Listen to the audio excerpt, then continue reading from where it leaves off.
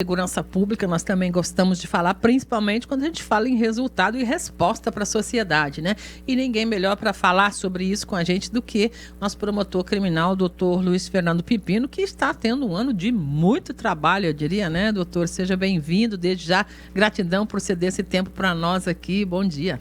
Bom dia, Marlene, bom dia, Milena, bom dia a todos que nos acompanham. É um ano de muito trabalho, né? Em prol aí da segurança pública. Sim. E da concretização da justiça. Perfeito. E um dos casos que chamou mais atenção nos julgamentos neste ano foi o do chacineiro Gilberto, né? Em alguns meses já citando o monstro de Sorriso, né? Para referir a esse sujeito. E o senhor continua na luta para manter essa pena, doutor? Exatamente. O processo ainda não terminou, Marlene. Nós ainda estamos na fase recursal agora, discutindo a pena, né? Após a condenação pelo Tribunal do Júri, ele foi condenado a 225 anos de reclusão. E houve a interposição de recurso por parte da Defensoria Pública com o pedido de diminuição da pena. Então nós contrarrazoamos o recurso, até porque, a nosso ver, a pena foi aplicada, justa. Foi justa, aplicada de acordo com os critérios legais, com todo o balizamento previsto em lei, então Sim. Não merece qualquer reparo. E eu já digo, o que nós tínhamos de pena ainda assim é insuficiente. Os 225 anos ainda é pouco. Eu penso que seja pouco. Mas é o que a lei prevê. Evidentemente que nós estamos vinculados à legislação, evidentemente, Sim. à observância de normas da lei. E agora a nossa batalha no sentido de que essa pena seja mantida pelo Tribunal de Justiça no patamar de 225 anos de reclusão. Às vezes as pessoas podem dizer não faz diferença, mas faz diferença. Faz diferença para familiares, faz diferença para a segurança, para a sociedade, para todos, né, doutor? Que seja mantida essa pena. Com certeza, até para o sentimento de justiça, né, faz diferença. Então, e trata-se de uma pena aplicada, Marlene, deixa eu deixar isso bem claro. Trata-se de uma pena aplicada dentro de todos os critérios previstos em lei. Legal.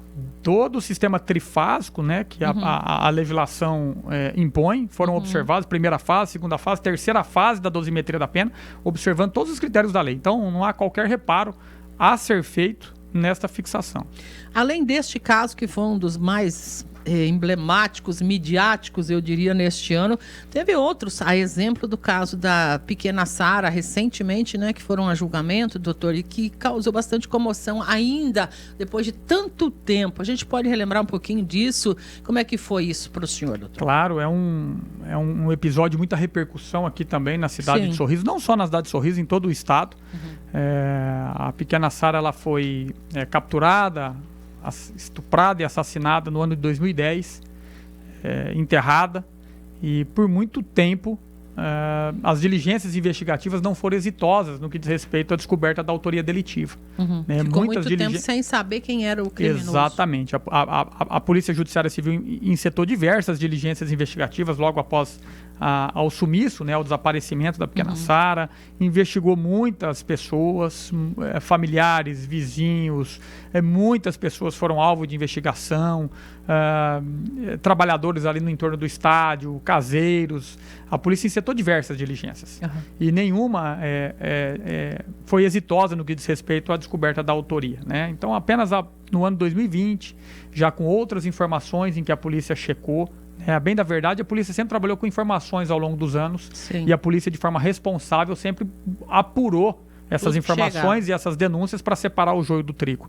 Então, toda denúncia, toda informação ao longo de todos esses anos sempre foram apuradas, checadas, vistoriadas, investigadas, até que em 2020, numa nova apuração, né, a partir de familiares do próprio réu, a polícia passou a encetar outras diligências até que descobriu a autoria do delito, inclusive com a confissão do Antônio Ramos Escobar. Ele confessa com requinte de detalhes a forma como ele capturou a pequena Sara, como ele abordou a pequena Sara na via pública, como ele conduziu e transportou até uma construção, numa bicicleta, e a partir daí todo o modus operandi por ele desenvolvido. Ele confessou com riqueza de detalhes em áudio e vídeo gravado, como ele fez, como ele praticou atos libidinosos, como ele estuprou e depois como ele matou e depois enterrou.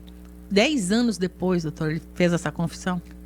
Essa confissão por duas vezes, Marlene. Duas vezes? Tanto no seu termo de interrogatório policial, em que ele relata todos os detalhes, inclusive essa leitura do termo foi gravada, lida. Em determinado momento do trecho, quando os policiais estão lendo o termo de confissão a ele, para que ele pudesse ouvir, já que ele era analfabeto, ele ainda faz uma interferência e fala assim, não, primeiro ele corrige ainda alguns termos para deixar com mais detalhes ainda. Como que ele fez? Exatamente, ele até vai incrementando alguns termos e também tem uma entrevista e uma confissão, também um interrogatório já na sala da delegacia com o Dr. André, à época, o delegado à frente das investigações, com outros investigadores, em que ele cita o tamanho do buraco que ele fez para enterrar, a forma, a mão que ele usou para asfixiar a pequena Sara, enfim, com todos os detalhes a respeito da prática do delito. Bem gravado em áudio, vídeo, por mais de uma vez. Só, Milena, um pouquinho antes de seguir,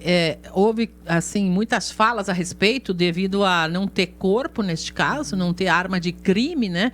Então, realmente foi o trabalho todo da investigação e da promotoria para que houvesse a condenação deste réu, né, doutor? A Polícia Judiciária Civil e o Ministério Público sempre trabalharam em busca da verdade. Sim. Nós nunca descansamos e nunca esquecemos desse episódio e sempre estivemos atrás e sempre estivemos atentos à apuração, à verdade, a descobrir o verdadeiro assassino, o verdadeiro estuprador, para que ele fosse punido nos termos da lei, como foi punido o Antônio Ramos Escobar. E vamos lembrar, Marlene, que o homicídio não pressupõe necessariamente o corpo.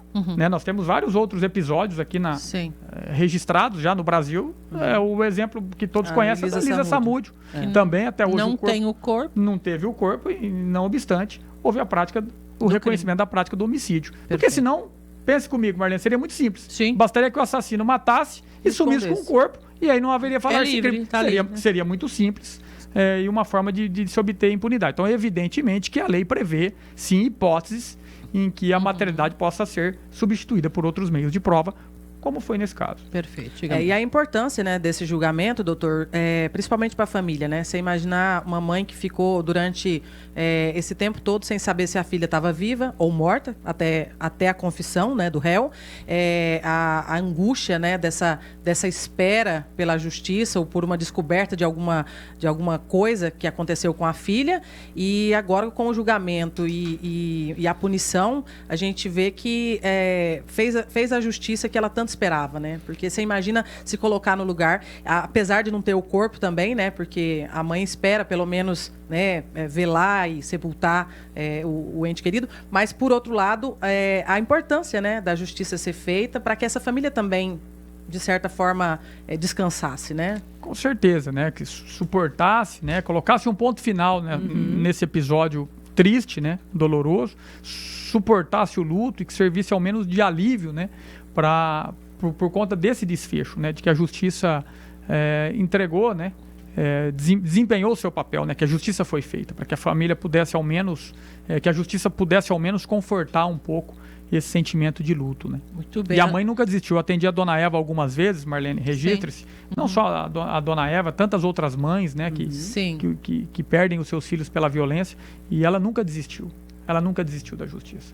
Então, é uma satisfação também do sistema de justiça criminal, uma satisfação da sociedade a essa mãe que por 15 anos, né, batalhou por justiça, e nós estivemos ao lado dela por todo esse tempo. Que bom, a gente fica feliz. Até foi registrado, né, o carinho com que o promotor, doutor Luiz Fernando Pipino, auxiliou essa mãe no momento do júri ainda, porque é uma comoção, sem sombra de dúvida, gigantesca, né? Não dá para imaginar. Quem tem filhos, eu acho que consegue pensar na dor que isso representa, mas quem não tem, talvez não tenha nem ideia, né, doutor? Exatamente, até porque a dona Eva, em alguns momentos, eu já havia dito para ela que seriam exibidos alguns trechos da confissão, ela foi, né, até para que os jurados disso. Fossem apresentados as provas, evidentemente. Sim. E ela falou, doutor, eu vou permanecer em plenário, eu quero acompanhar todo o julgamento. Então, a dor de uma mãe de ouvir a forma como a filha foi molestada, abusada, estuprada, assassinada, morta e enterrada, né, avivando na memória aí toda essa dor e esse sentimento de impotência. Perfeito. Doutor, o senhor pode ficar conosco mais um bloco, e ainda há muitas outras situações para a gente falar, porque foram muitos os júris realizados neste ano, entre esse volume de julgamentos, justamente uma espécie de já resultado ou reflexo das ações violentas que Sorriso enfrentou desde os anos 2023, 24, 22, talvez ainda já, na tal da Guerra das Facções. A gente vai falar sobre isso já com a presença aqui do doutor Luiz Fernando Pipino. O número de homicídios em Sorriso saltou consideravelmente, né, de forma significativa no ano de 2022, a partir desta guerra de facções criminosas. Houve um conflito mesmo, armado, né, com bastante violência. E a partir de 2022, deste conflito, o número de homicídios aumentou consideravelmente, né? Nós tivemos 71 homicídios consumados em 2022, 75 em 2023, 59 em 2024. A maioria esmagadora desses números por conta deste contexto de conflito entre facções criminosas. Esse ano, graças a Deus, o delegado esteve há poucos dias aqui, vai ficar em 20 e poucos, metade do que ele disse que seria aceitável. Então a gente está, graças a Deus, abaixo do índice que poderia ser aceitável. Exatamente, porque se nós tomarmos aí uma média histórica, antes da guerra de facções, é importante a gente contextualizar. Sim, no ano de 2020 e no ano de 2021, nós tivemos 30 homicídios consumados. 20 e 21. 20 e 21. Então nós tínhamos uma média aí de 25 a 30 homicídios. Nesses 2 últimos anos ali, a efeito comparativo, 30. 2022, a partir do conflito, elevou-se para 71. É muita mais coisa. Que dobrou. Sim. 2023 aumentou para 75. 2024 um platô, 59. E agora em 2025 uma redução drástica. Então, hoje em 2025, até o meu último registro, foram 21 homicídios, né? Abaixo ainda dos 30 como média histórica. Perfeito. Muito por conta de um trabalho conjunto, né? De todo o sistema de justiça criminal, das forças de segurança. Perfeito. E aí eu incluo a polícia militar, eu incluo a polícia judiciária civil, a divisão de homicídio e proteção à pessoa, a promotoria de justiça com atribuição para atuar nos feitos relacionados ao procedimento do júri, também o Poder Judiciário, né, com as decisões de pronúncia e encaminhamento para julgamento popular, e a própria sociedade que, consciente e responsável, passou, né, evidentemente, à luz de tantas provas, a condenar todos os criminosos, todos os faccionados, todos esses agentes violentos. Ninguém está escapando impune. Isso é preciso que fique claro, né, doutor? Porque de repente fica aquela impressão assim, tá, mas acabou, e aí? Diminuiu, e aí? E aí que vão cumprir as penas. E as penas têm sido, eu tenho visto aí, de muitos anos, né, em todos esses júris. Sim, eu tenho dito, Marlene, que 2025 tem sido o ano já das consequências. Em 2022 eles eclodiram a guerra, fizeram estampar sorriso nas manchetes, noticiários, aí nos noticiários da forma mais... da pior forma possível. Sim, em estatísticas negativas. Estampar o sorriso como a cidade do medo, a cidade das facções, a cidade da violência, a cidade em que eu vi manchetes em que Sorriso era a cidade em que se tropeçava em corpos, muito por conta dessa atitude de selvageria. Absurdo, mas estava ruim mesmo. Barbárie, selvageria. Então 2022, 23 e 24 e 2025 iniciou-se as consequências, porque a partir daí o processamento, né, os julgamentos, com todas as garantias constitucionais, com o contraditório, devido processo legal, com a ampla defesa, e a partir de 2025 já todos os julgamentos e as condenações, né? Nós tivemos só na última semana de novembro agora 5 faccionados condenados. 5? Um a 37 anos, outro a 42 anos, 46 anos, 40 anos e 41 anos de reclusão. Todos só nessa estão presos. Todos estavam presos desde a época do crime. E continuam responderam presos, ao processo preso, continuam presos e saíram do tribunal do júri algemados e presos. E dificilmente, vão sair em liberdade, porque a maioria é novo, né, doutor? Tem que pensar isso também, né? Infelizmente. Com pouca idade. E vão, depois de cumprida uma determinada fração, que é o que nós sempre dizemos da lei de execução penal, porque é possível remir a pena, inclusive, né, com o trabalho no cárcere, estudo, a cada 3 dias de trabalho, horas de estudo, vai diminuindo a pena, e a lei não prevê regime integralmente fechado, a lei prevê uma... progressão para a liberdade. Um cumprimento progressivo. Então, ao cumprida determinada fração de pena, ainda com a pena remida, vão ser reinseridos aí no regime semiaberto. A torcida é para que haja algum tipo de modificação no pensamento. Isso é possível na sua visão, doutor? Marlene, eu penso que os agentes faccionados já romperam com o pacto civilizatório. Eles já romperam com o contrato social. Eles já não observam as mesmas normas, o mesmo padrão ético de conduta moral que nós observamos. Eles não observam as mesmas regras. Eles vivem num mundo paralelo, com regras paralelas e obedecem a lideranças paralelas. Eles seguem estatuto paralelo, normas de convivência paralela que destoam em muito da nossa. Eles habitam, a bem da verdade, um estado paralelo, que é o estado da selvageria, o estado da barbárie. Nós habitamos o estado da civilização. Ou seja, é uma luta infinita. É uma luta do bem contra o mal. E temos que manter a cabeça firme aí para que, né, não retomemos o que já vimos aqui, porque ainda tem muito trabalho pela frente. O senhor, com toda a equipe, né, a justiça em si. A sociedade, Marlene, já tem dado a sua resposta, bem da verdade, porque o Tribunal do Júri é a voz do povo. Sim. O Tribunal do Júri é a voz da sociedade. E a sociedade de Sorriso já deu mostras, a bem da verdade, uma vez por todas, que não tolera comportamento criminoso e vai combater de forma severa todos aqueles que servem ao crime e que servem ao mal organizado. Uhum. É importante, doutor, falar isso, Marlene, principalmente a gente volta e meia conversa a respeito, né, doutor, com relação a essas condenações de faccionados e tudo mais, para que a sociedade entenda, né, que apesar de muitas vezes a população naturalizar, é briga de faccionado, é briga entre eles, entrou porque quis nessa vida e tudo mais, mas mesmo assim, todos eles são julgados e punidos conforme a lei, né? Com certeza. Todos eles estão sendo julgados, processados, com todas as garantias constitucionais pertinentes e condenados. E vamos lembrar bem que nem todos que morreram nesse conflito de facções, faccionados eram. Uhum. Tem muitos inocentes Sim. aí, muitas vezes, que sequer tinham envolvimento com o crime organizado ou que eram de alguma facção, que por uma simples foto, num evento festivo, alusivo a um símbolo ou uma imagem, associavam a uma facção e com toda a maldade, crueldade e com brutalidade, matavam a vítima que nem inserida no mundo criminoso estava. Então, muita gente inocente morreu. Esse fim de semana, 2 rapazes foram salvos da morte, assim, que haviam chegado, segundo a própria polícia, recentemente para trabalhar e foram pegos aí numa situação como essa. Deu, graças a Deus, houve uma denúncia do sequestro e tempo de lhe salvar a vida. Os suspeitos foram presos. Como que eles vão a julgamento num caso como esse, doutor? Como tentativa de homicídio? Eu ainda vou... A investigação ainda vai se desenrolar. Sim, nós vamos apurar todos os fatos e tentativa de... E todo crime doloso contra a vida. Homicídio consumado ou tentado, quem julga é o Tribunal do Júri. E aí vai, no caso como esse, se comprovar tudo que foi colocado a princípio, eles irão a julgamento. Os crimes tentados de homicídio também são julgados pelo Tribunal do Júri. Crime de homicídio consumado ou tentado são submetidos aí à apreciação incompetente do Tribunal do Júri. Muito bem. Então é evidente que nesses números, vamos deixar claro, é evidente que nesse contexto de facção eram conflitos entre faccionados de um e outra facção. Exatamente, mas assim, nesse número há pessoas inocentes que não tinham nada a ver e apenas por uma imagem, um símbolo, uma foto, que foram confundidas, julgadas como sendo faccionadas e assassinadas brutalmente aí. Isso agrava a situação para o réu, no caso? É um crime mais grave do que se fosse um faccionado ou não? Não, a lei é a mesma. Uhum. A lei é a mesma, é o homicídio, porque é matar alguém, as circunstâncias qualificadoras, exatamente, com as circunstâncias qualificadoras. E é evidente que nesse contexto de facção, além da imputação do crime de homicídio, né, o matar alguém, também a imputação em algumas oportunidades dos crimes conexos, né, como integrar a organização criminosa. Por isso que as penas têm sido... duras. Têm sido mais duras, porque não estão sendo punidos apenas os homicídios.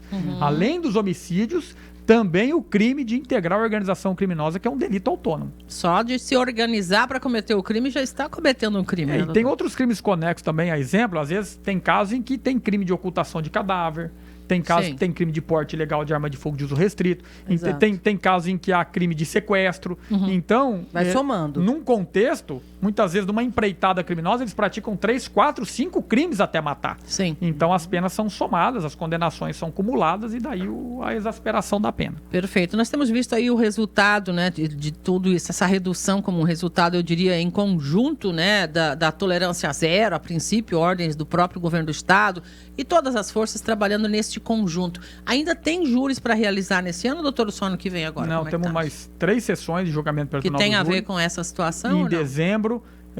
Eu não sei a pauta se estão inseridos no contexto de facção, mas nós temos júris no dia 15 de dezembro, 17 de dezembro e do dia 19 de dezembro. Mas eu imagino que os júris de faccionados agora são a partir do ano que vem, em janeiro. Em janeiro nós temos sessões, fevereiro também temos sessões de julgamento, março teremos um 2026 com muitas sessões de julgamento pelo Tribunal do Júri, por conta dessa situação. Dessa violência aí que começou no ano de 2022. Se eu pedisse para o senhor avaliar esse ano de 2025, o que o senhor diria? Extremamente positivo. Prova e demonstração de que quando o Estado atua de forma firme, de forma rigorosa, o crime é arrastado e o crime é combatido. O crime não prevalece.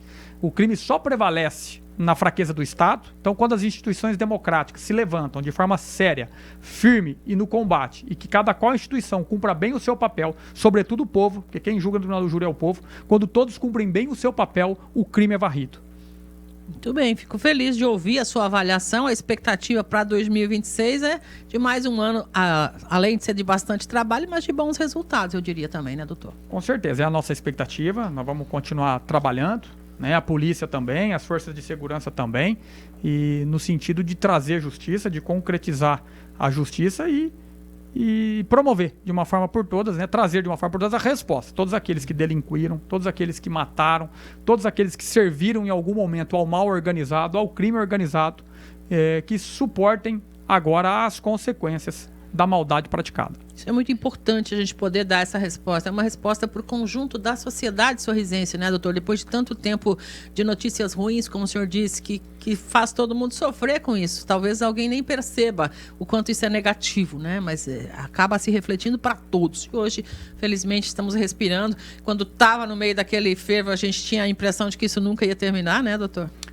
Em algum momento iria, Marlene, porque a partir do momento que eles eclodiram a guerra, nós estivemos sempre atentos para combater esse mal. Uhum. Nós estivemos sempre vigilantes, a polícia. É evidente que a lei cumpre prazo, o processamento, sim, né? Demora. É porque, a bem da verdade, Marlene, eles praticam o crime numa madrugada, em horas. Em fração de horas, eles decidem ali quem vai morrer, quem não vai morrer. E o Estado tem todo um sistema de garantias. O processamento, a resposta, a defesa, até julgamento pelo tribunal do júri. Então, é com bastante trabalho conjunto, sim, e com todos cumprindo bem o seu papel, a justiça tem sido concretizada. Prevalecido, isso é muito importante. Com certeza. Vou pedir ao senhor, então, que deixe um recado para a nossa comunidade sorrisense. Eu sei que o ano não acaba ainda, para nós também não, o trabalho segue. O senhor falou que 19 ainda tem júri, dia 20 já entra o recesso, como é que é? Exatamente, Marlene. No último dia útil, até a véspera, né? Até a véspera, nós temos ainda a sessão do Tribunal do Júri, é nosso compromisso com a justiça, a nossa dedicação, né, a entregar a cada caso a justiça concreta, e depois seguimos para o recesso do dia 20 até o dia 6 de janeiro. Né? Uhum. E teremos os primeiros meses do ano, aí, o primeiro trimestre, com bastante sessões do Tribunal do Júri também, com bastante trabalho para trazer à sociedade as respostas importantes, tão esperadas. Obrigado, doutor. Feliz Natal aí desde já para o senhor, a equipe. Um bom ano que reinicia aí, ou comece, né? Um bom ano em janeiro. E a gente vai sempre pedindo licença, mas para poder, na medida do possível, deixar a comunidade informada sobre tudo isso. Assim como a gente noticiou os crimes, é importante também dar essa resposta, né? Com certeza, Marlene. Eu sigo à disposição, eu continuo à disposição para todo e qualquer esclarecimento, informação, como sempre. É uma satisfação muito grande dialogar com a sociedade, com o povo. Eu sei o nível de audiência aqui da Voz do Povo. Me coloco à disposição, e que todos nós tenhamos aí um final de ano abençoado, um Natal abençoado e um ano novo com bastante prosperidade. Uma ressalva, né? Quando o doutor vem, a audiência aumenta, né? Sinal que o pessoal realmente gosta muito, inclusive que ele traz esclarecimentos de uma forma bem simples, né? Bem popular, para que as pessoas que estão nos ouvindo entendam também. A gente tem ouvintes de todos, né? De todas as classes, e a gente agradece sempre, né, que você dispõe aí do seu tempo. Sei que é muito corrido, mas sempre está à disposição da nossa equipe, não só aqui no estúdio, mas também, né, no plantão. Muito obrigada. Gratidão. Um grande abraço a todos. Doutor Luiz tem muitos fãs, né, em Sorriso. Isso é muito bom. Fãs no melhor sentido possível pelo seu trabalho. Então, parabéns e gratidão sempre por nos conceder o seu tempo aqui, doutor. Obrigada.